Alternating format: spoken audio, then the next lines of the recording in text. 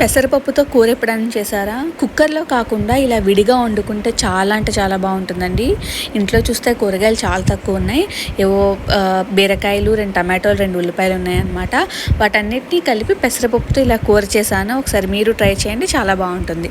దీనికోసం పెసరపప్పుని ఒక పావుగంట ముందు నానబెట్టుకోవాలన్నమాట.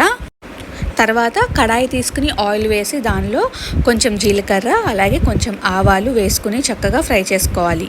ఇవి ఫ్రై అయిన తర్వాత సన్నగా చాప్ చేసుకున్న ఆనియన్స్, పచ్చిమిరపకాయలు, టమాటోలు అలాగే కరివేపాకు అలాగే 2 బీరకాయలను కూడా వేసుకున్నాను అనమాట.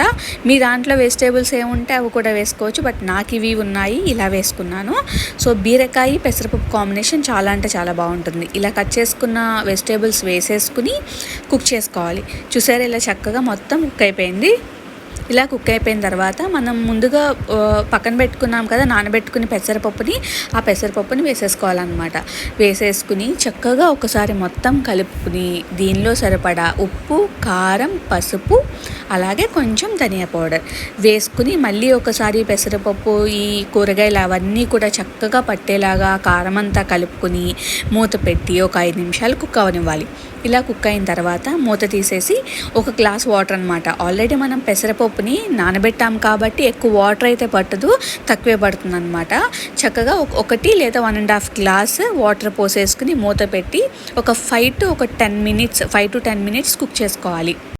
నేను ఏ కర్రీ వండినా సాల్ట్ అనేది లాస్ట్లో వేస్తానండి. నార్మల్గా కూడా వేసేసుకోవచ్చు, బట్ నాకేదో అలవాటు లాస్ట్లో వేసుకోవడం. దీనిలో కొత్తిమీర వేసుకున్నా బాగుంటుంది, బట్ నా దగ్గర అయితే లేదు, సో అందుకనే వేయలేదు. పెసరపప్పుని కుక్కర్లో ఉడకపెట్టి కాకుండా ఇలా చక్కగా విడిగా కడాయిలో నార్మల్గా వాటర్ వేసుకుని ఉడకపెట్టుకోవడం వల్ల చాలా టేస్ట్ అయితే వస్తుందండి. సో ఈ రెసిపీ ఒక్కసారి మీరు ట్రై చేయండి, చాలా అంటే చాలా బాగా నచ్చుతుంది.